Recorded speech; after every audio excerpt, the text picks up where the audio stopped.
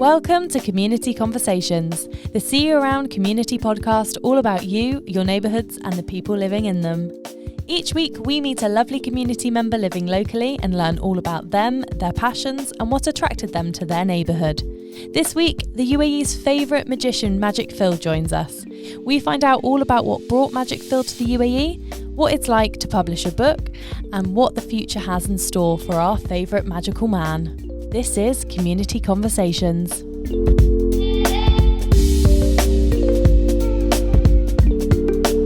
Hello, Phil. Hello. Or Mr. Magic, Sir Magic, Lord Magic, or Magic Phil. How would you like to be addressed? We'll go with the Lord Magic. Lord Magic. Hello, Lord Magic. How are you? I'm very well. Thanks for having me in your nice Swiss studio. Thank you very much. It's my home studio. This is obviously Community Conversations. Thank you so much for joining. So I want to ask two questions first and foremost. Okay. Who is Magic Phil and Me. who is Phil? Me. Okay, great. So how was COVID? Well. No, so really, honestly, so who's Phil and where did Magic Phil come from? Tell us the story. Oh, good question. So Phil, actually a question I've never been asked. Really? Magic Phil was the actual character that we all know, the green cap, like the schoolboy, Jimmy Cranky kind of character that we all know, didn't really fully develop until my second year in Dubai. In Dubai? Oh, wow, Yeah. okay. Now, I was Magic Phil in the UK. Yeah. I toured pantomimes and all the holiday parks and stuff. Magic Phil was always a character. I always did magic in my act. When I came out here, the green, fun fact, I hate green. Don't like green. Don't tell the kids that. Don't like green. I really don't like green. More so now, I don't like green. Interesting. And I sent a picture off to my branding guy when I wanted to create this character. Because it was always, for me, when I got told, it was always important to have an image. Yeah. Whatever your brand is, I wasn't into brands. And they actually used Mr. Bean as an example. For you? For me, they said, okay, so a kid would instantly... How did you feel about that? But for me, that actually made me realise, like, if a kid's at a young age see him in a movie, they don't associate it with that character. But when they see Mr. Bean and that outfit, Oh, I see whether what you it's a mean. cartoon or whether it's real life, they know that is Mr. Bean. So when you're out and about in your normal clothes, not in uniform, is it the parents that spot you, not the kids? Well, not when I'm having coffee with you.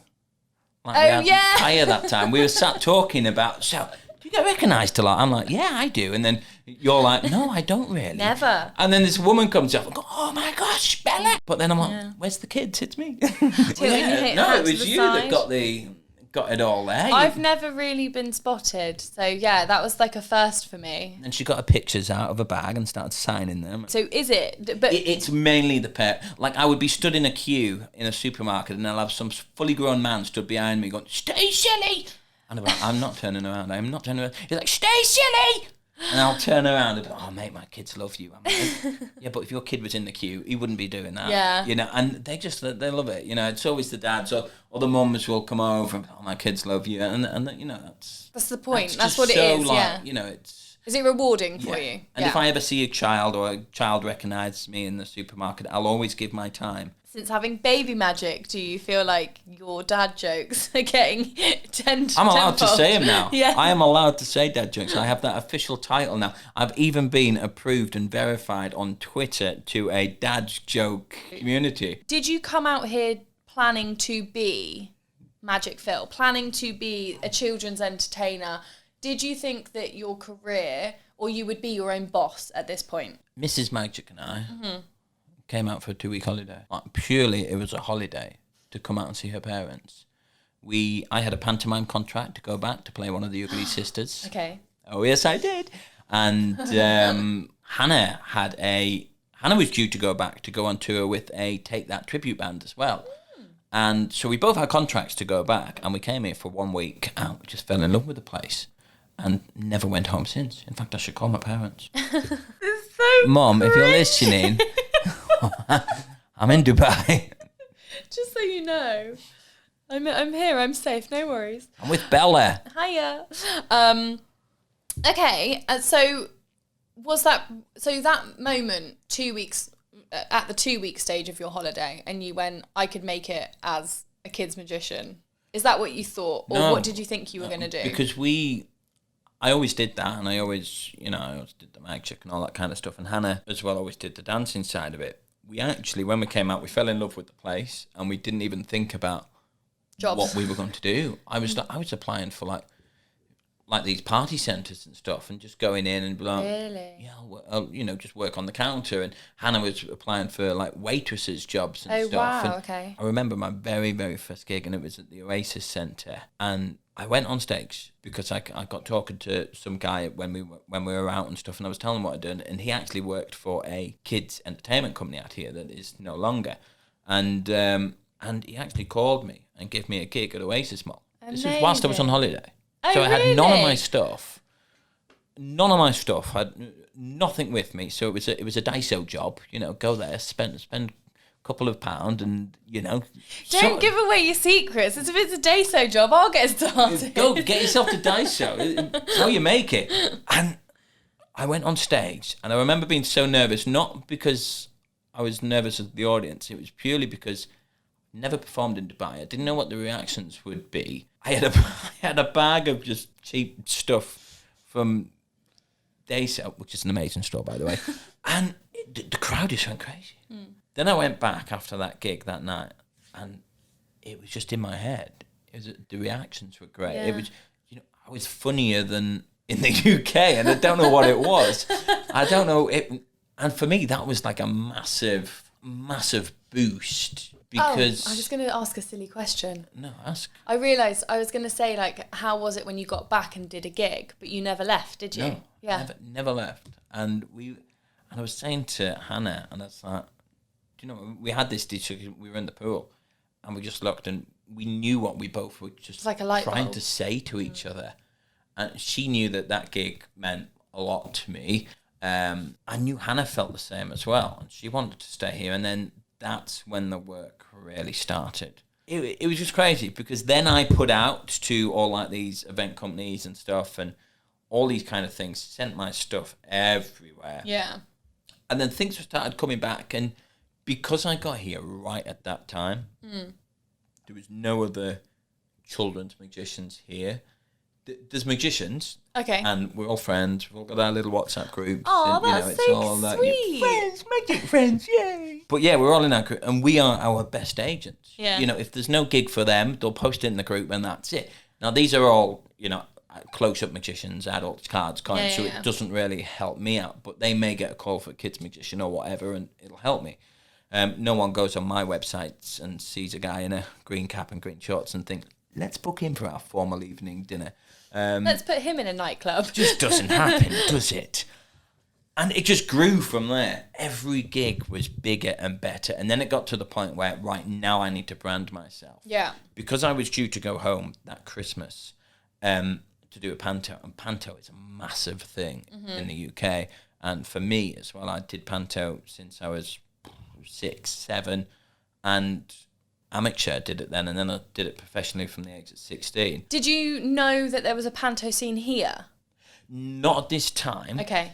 Because then that's when I did my first ever panto. I Okay. produced it myself, wrote it myself, did everything myself, and I actually got another cast member to be in it with me, and I made 70 dirhams, sold out 2 shows. Well I was like, done. Ching, yes! I'm in. But after that, it won awards, Time Out Kids Awards, Best Family Production.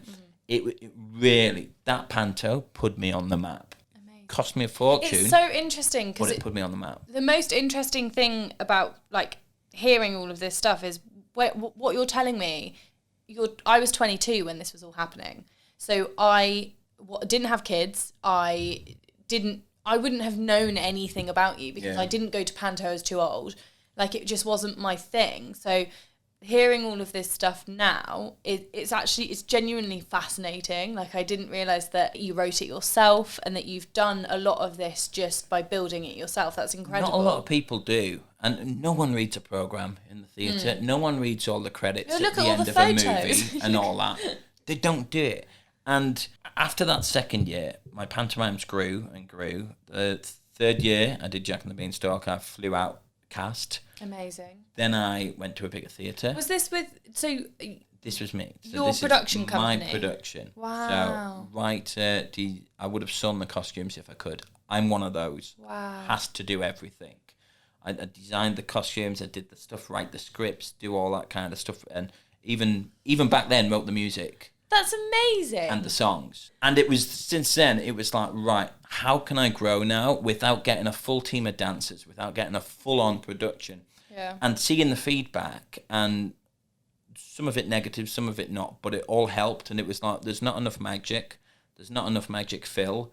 There's not, because I was concentrating more on the production. Yeah. And more about the other cast members, and you can sing there. You know, I've not got the strongest singing voice, so I need to use your singing voice to fill in that gap there, and then I can go off. And then, but a lot of the feedback was there was not enough me. People spend the money to see me. Yeah. And so then that's when I was like, right, this year I can't do Panto. I lost my sponsors because of COVID. They wouldn't pay for ads and stuff. So then that's when I moved to the QE2. And then much bigger audience, 300 seats. We did 7 shows over Christmas, and it was just me. You know, it's the mums and dads and the kids as well that have really helped with this journey. You know, it's not all me. Yeah. No way I can take all that credit. Yes, I work hard producing these shows, but if people don't buy tickets, if people don't talk about me, if people aren't posting on social media, then sorry, English teacher. Then I aren't getting. Done it again. Then I ain't. Is it ain't? I'm not. I'm not. Yeah. I am not. I'm not getting. Finish the sentence. I'm not getting. You don't remember the start of the sentence either, do you? Yeah, so if it wasn't for the parents, then, you know, there's no way I would be where I am today. Yeah. I always knew of you, but obviously after having children, that's when you're like, okay, right, well, I'll follow Magic Phil on Instagram. When I start watching your stories and then I watch all the promo for your books, I was like, you write books? You publish books? So I want to know, what is the process of writing, publishing, touring a book in the UAE? What's that like? Do you know what? This book was written years ago. I wrote it on, might have been a napkin, might have been a piece of paper, might have been on whatever it was. You know, I'm one of these people that has their phone by their bed at night and a notebook. If I wake up in the middle of the night, I have an idea, I write it down. My phone it's got everything. My next Christmas show's written already on my phone. My next book's written on my phone. Wow. My wedding speech on my phone. If I think of jokes, gags, it's all written on my phone. And it was only when I started doing a book segment on the radio, and this lady contacted me, Young Author Academy, who publishes books written by children. So she came on with a couple of young authors, and she's brilliant. Hi, Mika. She published books for kids. I thought that was amazing. And some of the books I saw, it was brilliant. And then she said, you know, oh, this is amazing. What can I do for you? You know, and that's when, ding. Well, actually, I've got a book. Yeah. It's not a book. It's a couple of pages of my notes thing. But I knew what I wanted to do. Yeah. And I shared it with her, and she says, yeah, that's brilliant. This is great. The main bit was the message to the children about following their dreams and being able to be what they want to be. Yeah. And the first book was about a dog that wanted to be blue. Yeah. Silly thing, but he did it, and it proved that anything's possible if you do it. You want to find out more, buy the book. And available at Dyson. Too much. It's not available in No, it's not. It's not. Bookworm. Available at Bookworm and on Amazon. I showed her it, we shared it, and then it was actually the designer at my work who illustrated it, the first one. Amazing. And Fatima Thani. Woohoo!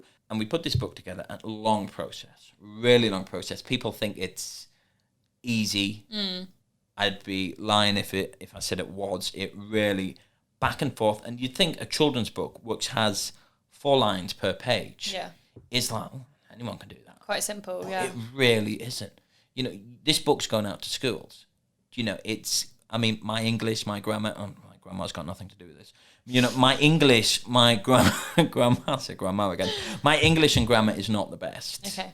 You know, so that needed to go through, you know, editing. It needed to go to teachers. I sent it to a couple of teachers in the UK. Yeah. But then the pictures, and then the templates, and then piecing it all together, and then the publishing of it. When you get that book in your hand and you read it, it is, well, not even read it, but you see it, and it's got a barcode. You can feel it, and you can feel it, and you can smell it, and it's like, it's yours. It's your book. It's got your name in it. You know, my first book was dedicated to all the children around the world, and just seeing it, and it's brilliant. Yeah. And then you take it around the schools. I did a school tour. I had all the dog puppets, the animations. I had a song. I had all of this. And I toured the schools. All my books went out there. And then I caught the bug. I just really wanted to write another one. Yeah. That's when I wrote another one, part of the series. So the next one was The Camel That Loves Red. And again, about a camel that finds something red, goes to another country, gets bullied. Camels don't belong in England and all this. And every book has a message which is important, and that's what really helps. Yeah. Well, gets it in children's the books schools. as well. Yeah. And this second book, I had another 8-week tour planned, sold out, 8-week tour, 2 schools a day. Mm-hmm. Then we were hit with the big C. Wow. And then after that was, my publisher had about 2,000 books in the garage, all ready to go out to the schools. They were all pretty much sold. Yeah. I had the tour schedule done. I had all the puppets done. I had everything. So you still have all of that? Yeah. I did one show. Yeah. I did it at a Smart Vision school. Wow. That was my first show. And then that night, schools were shut, lockdown. And then that's when I went into, I'm one of these people that have to be out there, have to be performing, have to be working. And that's when I went into a weird place. A rut. I feel like COVID was really good for you, though. I feel like you have come out of COVID. Well, we're still very much in a pandemic, but, you know, we're very lucky to live where we are, where the majority of us are now vaccinated. Events are coming back. You're now back at brunches, which is really exciting. I feel like you getting onto social media and doing things virtually has built a virtual audience who are now ready to actually see you perform live when you're able to do that again. I feel like there was just this jump for you. I don't know if you agree, but that's the perception I've had. So I just feel, I mean, you hit 10,000 followers. That's very exciting. You know, all of that sort of stuff makes me go, yes, COVID was horrible. I wasn't able to work properly, but you really, really took advantage of everything you possibly could have. What I thought was the important side of it, like, it ruined me, because it was like, I can't be out there. I can't be on stage. I can't be out there reading my books. I can't be out there doing this. And that's when I went virtual. I turned my tour into a Zoom tour. Yeah. So the books got delivered to the schools. Amazing. If they were at schools. If not, every book got individually delivered to the child's house. That's amazing. And I went virtual, and I'll happily say I didn't like it. Yeah. But it was the best thing that I could do to provide entertainment for children. And keep your brand alive as well. And that's it. Yeah. And that was the second thing. I had to keep... There's such a turnaround of children, such a turnaround of, you know... That's interesting. Families. What is your age range? So my age range is 3 to 8. 3 to 8, okay. No, there will be...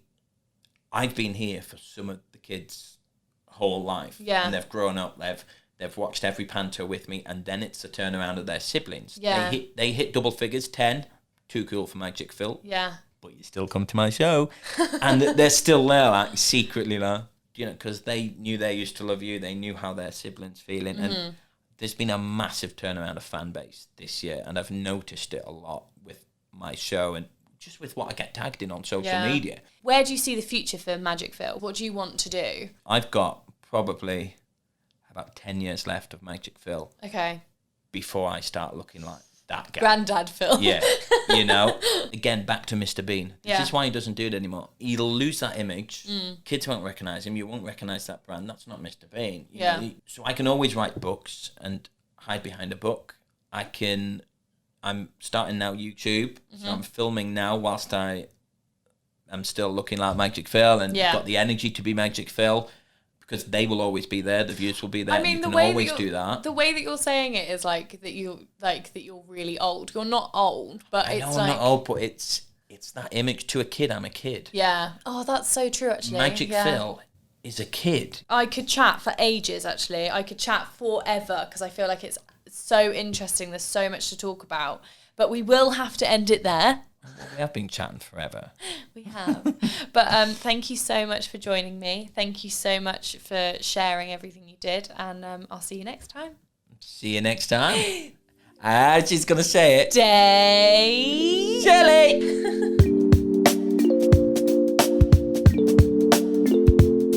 Thank you so much to Magic Phil for joining me today. You can find him on Instagram at @OneMagicPhil.